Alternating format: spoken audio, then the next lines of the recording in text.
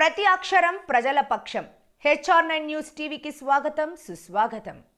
కడప జిల్లా బద్వేలు పట్టణంలో నందమూరి తారక రామారావు వర్ధంతి సందర్భంగా నివాళులు అర్పించిన మాజీ శాసనసభ్యురాలు విజయమ్మ, సమన్వయకర్త యువనేత రితీష్ రెడ్డి, కూటమి అభ్యర్థి బొజ్జ రోషన్న పట్టణంలోని స్థానిక నెల్లూరు రోడ్డులోని ఉన్నటువంటి ఎన్టీఆర్ విగ్రహానికి టీడీపీ ఇన్ఛార్జ్ విజయమ్మ, టీడీపీ సమన్వయకర్త రితీష్ రెడ్డి, కూటమి అభ్యర్థి బొజ్జ రోషన్న కార్యకర్తలతో కలిసి ఎన్టీఆర్ విగ్రహానికి పూలమాలలు వేసి ఘనమైన నివాళులు అర్పించారు. అనంతరం వారు మాట్లాడుతూ పేదవారికి 2 రూపాయలకే బియ్యం అందించిన ఘనత ఒక ఎన్టీఆర్ దని అన్నారు.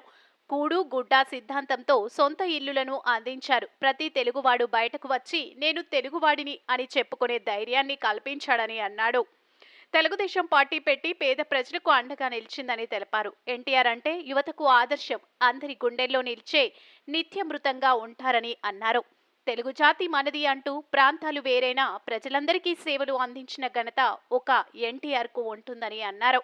ఈ కార్యక్రమంలో తెలుగుదేశం పార్టీ పట్టణ అధ్యక్షుడు Vengalreddy, A1 contractor Suryanarayana Reddy, lawyer Prasad, Balija సేవా సంఘం అధ్యక్షుడు సింగంచెట్టి వెంకట సుబ్బయ్య, చిన్న తుడుము చైర్మన్ సురేంద్ర, లకిడి విజయ్ కుమార్, రవి, దానం నాన్న, బాల వెంకటేశ్వర్లు, కూటమి పార్టీ నాయకులు, కార్యకర్తలు తదితరులు పాల్గొన్నారు.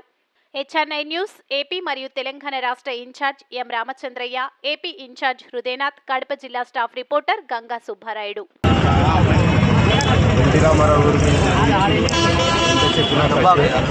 తెలుగు రాష్ట్రాల్లో కానీ దేశాల్లో కానీ ఈరోజు తెలుగోడి గురించి ఎవరైనా మాట్లాడుతున్నారంటే నందమూరి తారక రావు గారి గురించి, ఆయన మనకి తెలుగుల గురించి చైతన్యపరచడం మరియు ఆనాడు పేదోడి గురించి కూడు గుడ్డ ఇల్లు అనే నినాదంతో తెలుగుదేశం పార్టీ స్థాపించడం, ఈరోజు అదే నినాదంలో క్రమశిక్షణతో అందరూ పేదవాడికి ఎటువంటి ఇబ్బంది జరగకూడదు అనేసి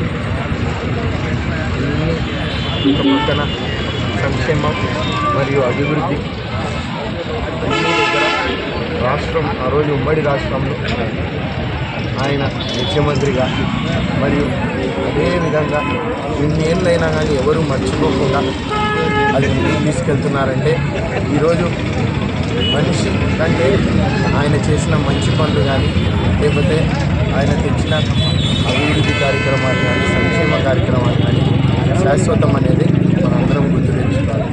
ఈరోజు కార్యక్రమం ముఖ్యమంత్రి చంద్రబాబు నాయుడు గారు మైదుకూరుకు వస్తున్నారు కాబట్టి ఈ కార్యక్రమం మేము ముందుగా వేరే విధంగా ప్లాన్ చేస్తుంటే ఈరోజు అనేక సంక్షేమం కానీ లేకపోతే క్యాంపులు కానీ పెట్టాలి, ప్రతి సంవత్సరం పెట్టేస్తున్నాం.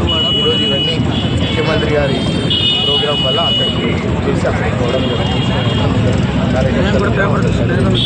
ఇక్కడ నియోజకవర్గ సమస్యలు కానీ ఆయన దృష్టికి తీసుకెళ్తారు. ధన్యవాదాలు.